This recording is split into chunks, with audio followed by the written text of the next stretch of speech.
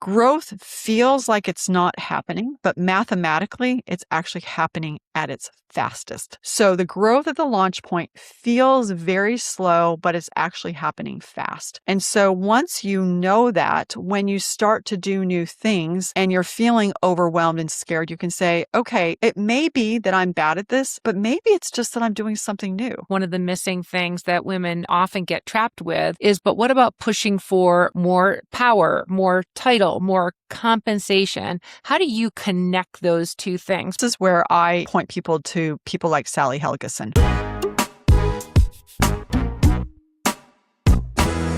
This is Inspiring Women. I'm Laurie McGraw, and today I am speaking with Whitney Johnson. And Whitney is the world authority on smart growth, leadership, and disruption. She is the best-selling author of 4 books, soon to be 5.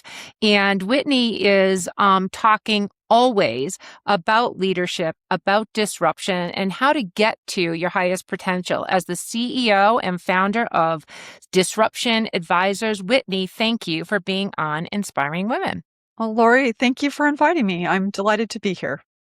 Well, as we were talking, Whitney, you are followed by people across the world. You are a leading thinker, and you've defined new methodologies to help people advance in leadership. And you start with not just working with high growth companies, but you always start with the individual. So can we just go to the work? I want to talk about that because that's so important for women today, probably even more important in terms of what they can do to propel themselves into leadership. But you started out as a Merrill Lynch advisor. So how does, somebody who understands stocks and what to do there turn into the business leading thinker that you are today?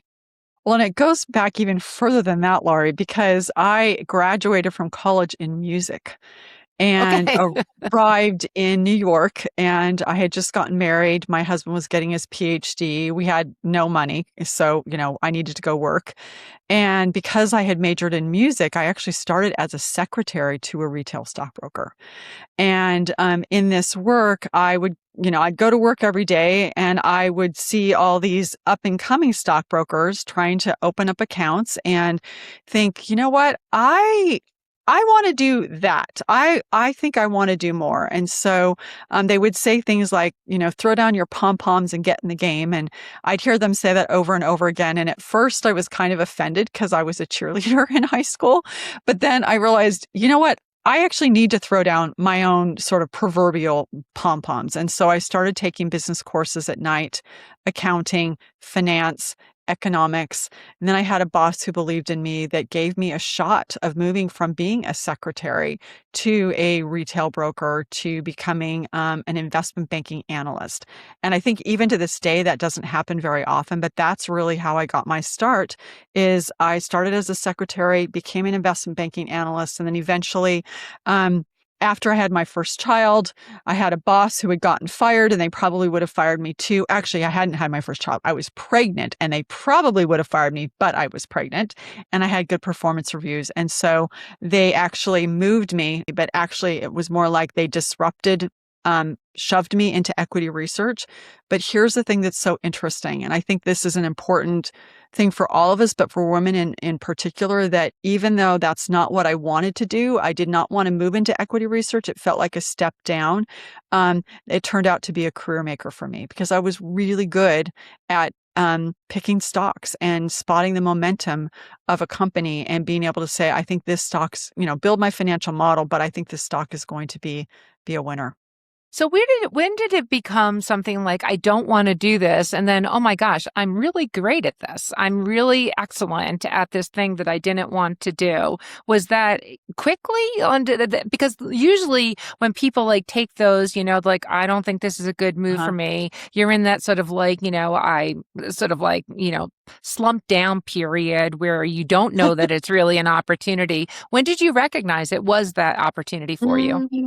I think there were 2 things that happened. One was, I was still on maternity leave. So this was all happening while I'm on maternity leave. And I actually had what I would call kind of a spiritual experience of like, I didn't want to do this. And then in my mind's eye, I could feel like there were all these doors opening up that if I would go into equity research, it would actually be a really good place for me. So I think that was certainly the turning point. And then as I started to dive in and started to see, um, the brass ring that was within equity research as well. As like, oh, you can be an institutional investor ranked analyst. This is exciting. Oh, look at that person over there and that person. And I started seeing role models and the challenge of building a financial model and challenge of being able to pick a good stock. As I started to do the work and had this sense that I could be good at it. And I also had some mentors within the team that were really good at advocating for me, et cetera, and giving me confidence that I could do it. I think there was that sort of spiritual moment. But then once I started to do the work, I thought, oh, yeah, this is the place for me. And so, Whitney, that you went from sort of like, I would just say sort of like early beginnings to then advance to now you're very good at what you're doing in equity research. But then you paired up with one of the business leaders of our generation, in terms of actually Clayton Christensen transforming how we think about business, how we adopt different methodologies, and you partnered with him to create Disruption Advisors. How did that happen? Yeah.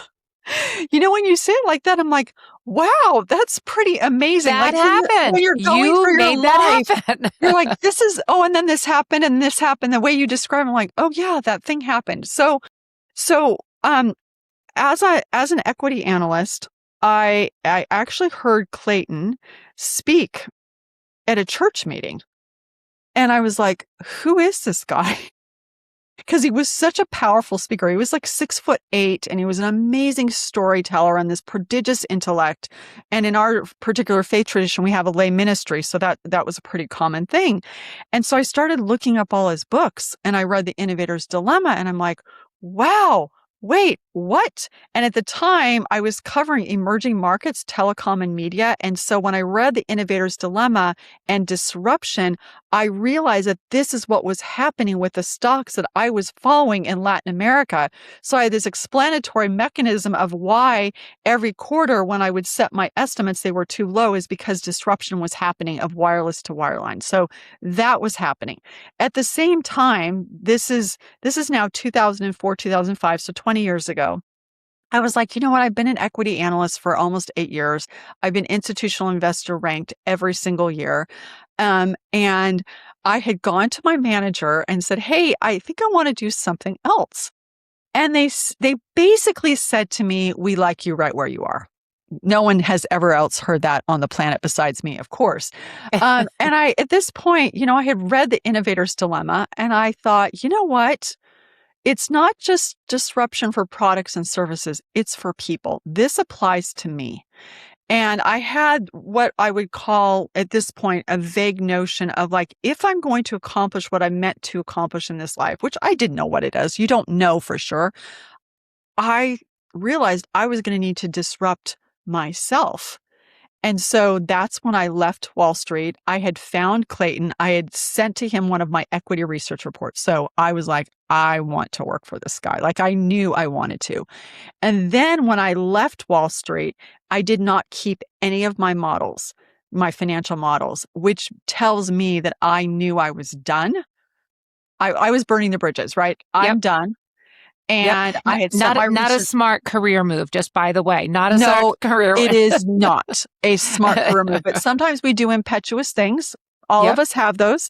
But that was really the start of me reaching out to him. And then I ended up working with him on some church projects.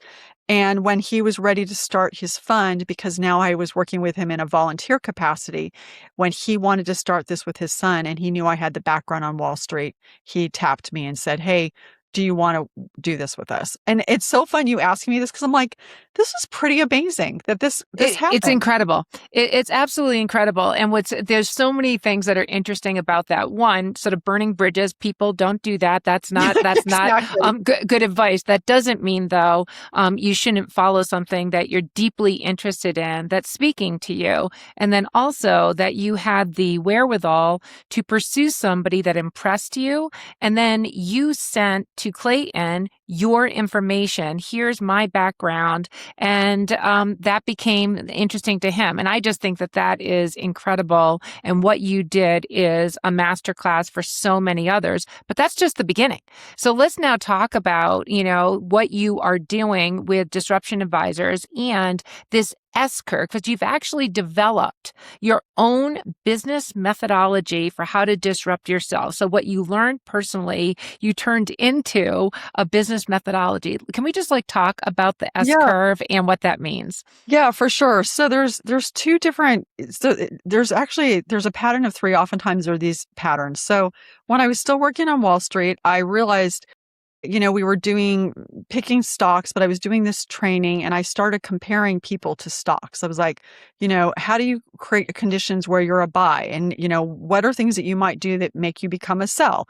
So I found myself applying stock picking to individuals. Then as I read, the innovator's dilemma and disruptive innovation, I'm like, oh, this applies to people.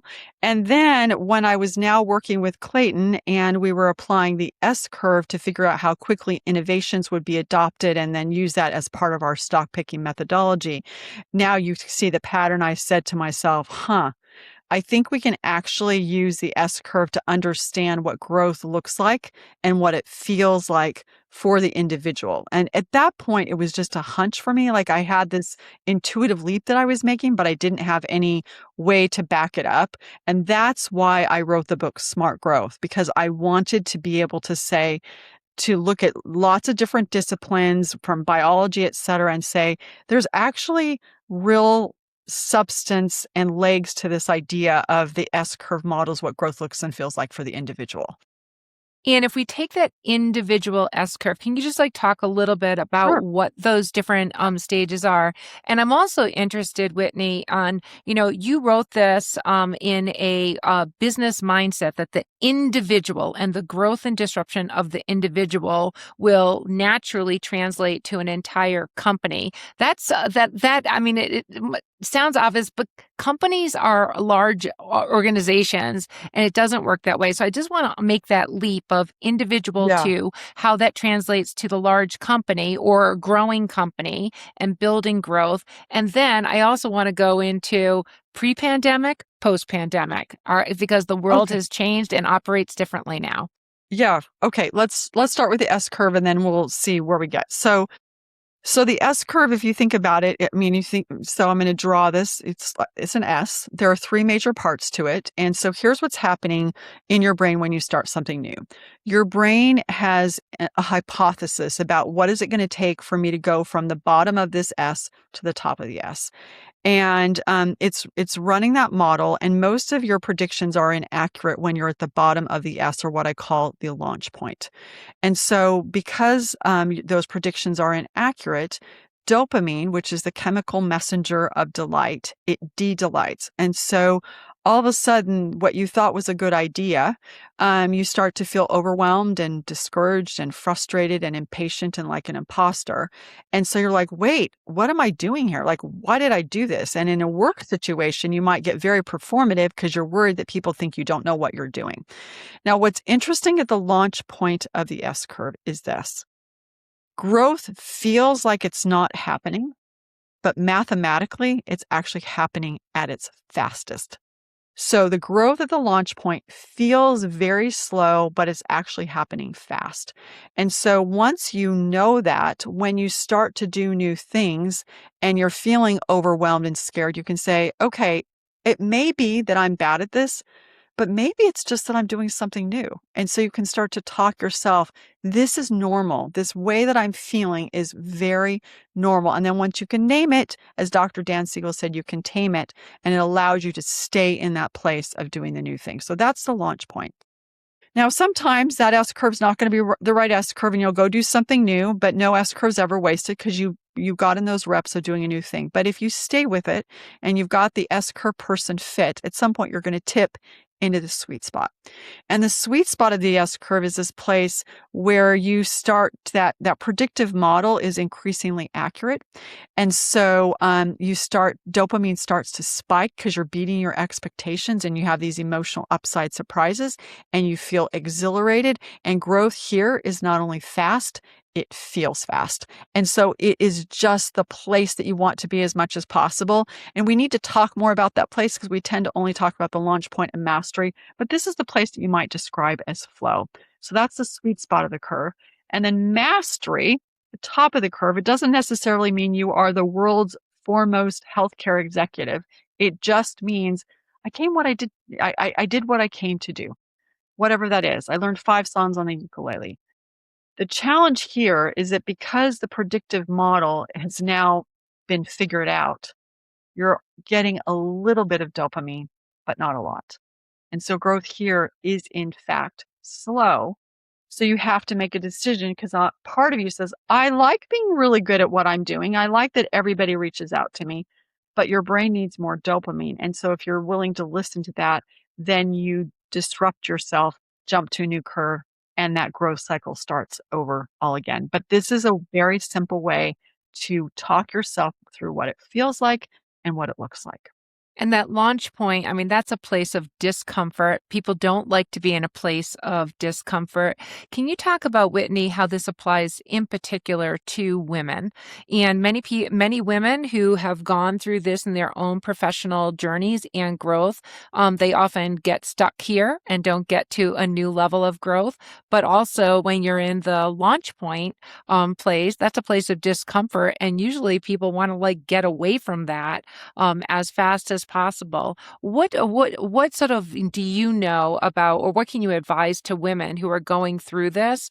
And the best women leaders that you know, are they comfortable in every part of the S curve stages?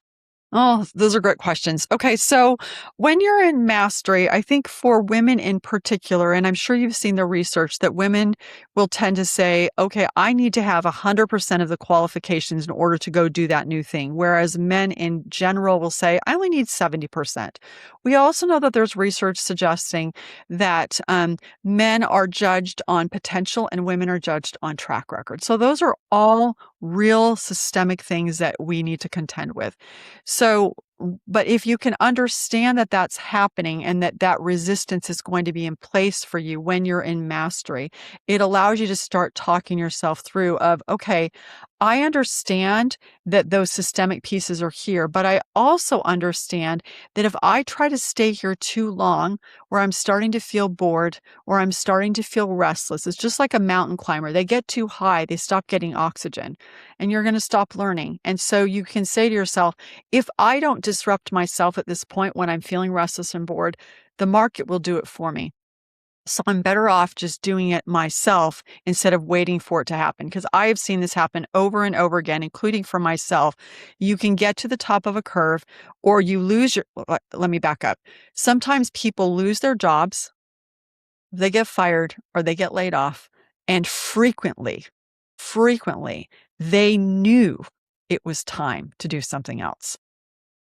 And they wouldn't do it because they were too scared. And so the universe gave them a nudge. You're much better off if you say, okay, I know I'm here. I've got to do something. I need to act on it. And I also know that I'm going to be afraid. But once I understand this S curve, then I can start talking myself through the process of disrupting myself and doing something new. Whitney, what do you say to women who, because like I speak with so many women who are, eager to disrupt themselves, are eager to learn more and pursue more from a perspective of leadership. But what I often hear is, I just want to contribute more. I just want to, do my best work. I want to learn more. And I feel like one of the missing things that women often get trapped with is, but what about pushing for more power, more title, more compensation. How do you connect those two things? Because what you're talking about in terms of the disruption of the individual and the pursuit, that makes all kinds of sense to me. But for women who are pursuing that, how do they also get those leadership positions, pursue the compensation that they deserve? Because that's where it doesn't always connect. Right, right. Yeah, I mean, I had an experience early in my career where I had gone to my manager and I had talked to a male colleague about like, here's how you have the compensation conversation at the end of the year. Right? So I'm like, okay, I've got a playbook. And I go to my boss and he's like, go back to your office, stop asking for more and just do the work. Right. So my hand was basically slapped for it. So here's where I would, and maybe you've already interviewed her, but this is where I point people to people like Sally Helgeson, How Women Rise, because she, uh, talks about we need to learn how to advocate for ourselves. We need to learn how to make the case. We also need to, I still remember something that Sheryl Sandberg said, this is years ago, where when she wrote Lean In, she said, I will sometimes say to people, I'm about to have a conversation with you. It's going to feel a little bit uncomfortable because I'm sitting on the other side of the table from you, and the research says it's going to feel uncomfortable. So I want to just name all of that stuff, and now I'm going to have the conversation. So what I would say is, if you're feeling that resistance, there are systemic reasons for it. You've probably gotten your hand slapped, and there are things that you can do. I would definitely look up Sally Helgeson's work. She wrote the book How Women Rise is terrific. She wrote an earlier book that I had read earlier in my career called The Female Advantage. But there are things that you can start to do to understand. Here's how I need to navigate this, because you do need to navigate it differently than a man would. And if you Yep. think you don't, maybe this happened to you too. I remember, when I'm in my 20s, early 30s, I'm like, what glass ceiling? There is no glass ceiling. Yeah, I And know. then, So much and, optimism and then until you hit the glass ceiling. And so then you say, okay, I get it. There are some systemic things that are happening, and I still have a responsibility and I have my agency. And what am I going to do with this? that's awesome. Whitney, let's just go back to disruption.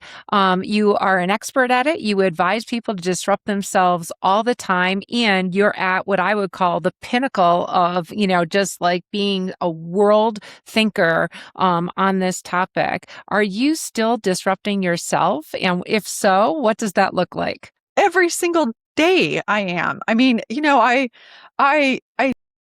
I think my sense of integrity says if I'm going to talk about the idea of disruption, I had someone early in my career say to me, if you're going to talk about personal disruption, then it's important that you do self-disruption. And so I'm continually thinking about, what can I do to be a better human being? What can I do to be a better mother? What can I do to be a better wife?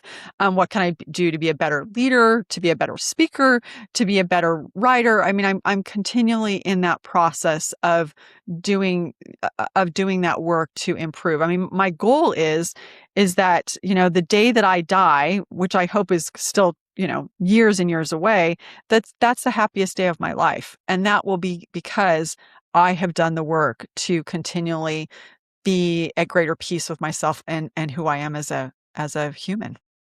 How does that apply for in this age that we're in of AI adoption, which is coming at a different pace? And just, how does that apply to your thinking about disruption and the principles that you've outlined in 4 of your book, soon to be 5, Yeah. that is coming out? You know, so So while I recognize that there are moments where all of us feel a little bit of terror at AI, like, wow, what is this all going to mean? At the same time, I think it is absolutely something that's magnificent, because if it is used well, it gives us an opportunity to amplify our thinking and and even improve ourselves more quickly, because we can, have it listen to a call that we're doing, and, did I listen or did I interrupt people? Like, you're able to do all these things that allow you to improve. But what I am finding is that the work that we are doing um, has become even more important with AI, because um, the only way through external disruption is to disrupt yourself. But disrupting yourself oftentimes looks like, how do I create the conditions where I can be more calm? How do I create the conditions where I can better self-regulate? How do I create the conditions where I work better with other people? How do I create the conditions where I'm able to become more human because of what AI makes possible? And so it creates this existential urgency, but at the same time, if we will do it, that all of that AI will help us disrupt ourselves even faster. So it's very much a both and, but I would say I feel really optimistic about it if we will use it well. That's awesome. Whitney, as we close out this Inspiring Women conversation for women leaders, for women who are aspiring to leadership, would you just mind giving your best advice for women in this moment that we're in today? We're confusing times, political Mhm. times, and there's a lot of disruption going Yeah. on. What is today's best advice for them?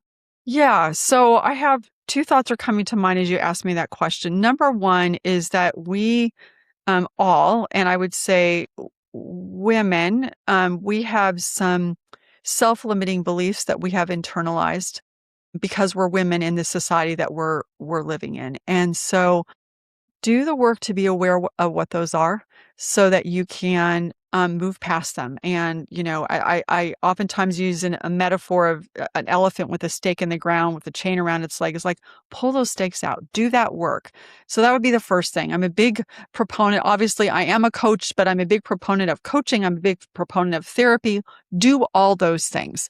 But the other thing that I would say to you is if you think about, if you've studied Carl Jung and this idea of masculine and feminine, and you think about AI as the masculine, and you think about women as while we have both masculine and feminine qualities, the qualities of that have traditionally, historically been very feminine and very female, of connection and intuition and discernment. The world needs these qualities more than ever. More than ever. And so what I would say to you is don't shy away from these things that are your superpowers because the world needs you to show up as a woman. That's my That advice. Well, that is great advice. And I really appreciate you sharing that. And this has been an excellent Inspiring Women conversation. And I've been speaking to Whitney Johnson. And Whitney, thank you so much. Thank you.